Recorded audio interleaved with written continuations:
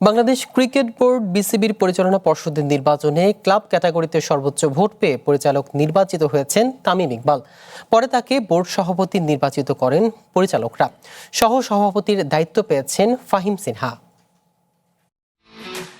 নির্বাচন উপলক্ষে বিসিবি সেজেছিল নববধূর সাজে।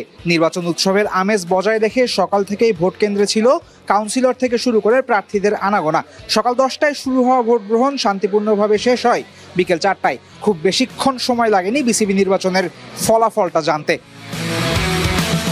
ক্যাটাগরি 1-এ 3 পরিচালক নির্বাচনে 2 বিভাগের ভোটে যে উত্তেজনা প্রত্যাশে 5টি পেয়ে নির্বাচিত হয়েছেন মিজানুর রহমান। আর খুলনা বিভাগ থেকে নির্বাচিত হয়েছেন শফিকুল আলম এবং যশোর 3-এর এমপি অনিন্দ ইসলামের ভাই শান্তনু ইসলাম। ক্যাটাগরি 2-এও হয়েছে একপাক্ষিক নির্বাচন, যেখানে মোট 76টা ভোটের মধ্যে 73টি ভোট পেয়েছেন তামিম ইকবাল। অ্যাডহক কমিটির অন্য 2 হেভিওয়েট সাইদ ইব্রাহিম এবং ইসরাফিল খসরু পেয়েছেন 72টি করে ভোট। নির্বাচনের আগে নানা উড়ো খবর এলেও শেষ পর্যন্ত 70 ভোট পেয়ে বড় জয় পেয়েছেন মোহামেডানের কাউন্সিলর মাসুদুজ্জামান। আবাহনী কাউন্সিলর ফাহিম সিনহা পেয়েছেন 66 ভোট। এছাড়াও সাকিব আহমেদ সালাম এবং ডাক্তার সরকার শামীম এই ক্যাটাগরি থেকে বিসিবি পরিচালক নির্বাচিত হয়েছেন।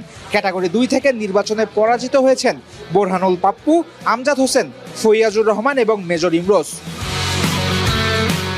স্বাভাবিকভাবেই পরিচালনা পরিষদ নির্বাচনের দিনই নির্বাচিত হয়েছে বিসিবি প্রেসিডেন্ট। জয়ী পরিচালকদের ভোটে বিসিবির সভাপতি তামিম ইকবাল আর একজন সহসভাপতি হিসেবে থাকছেন ফাহিম সিনহা।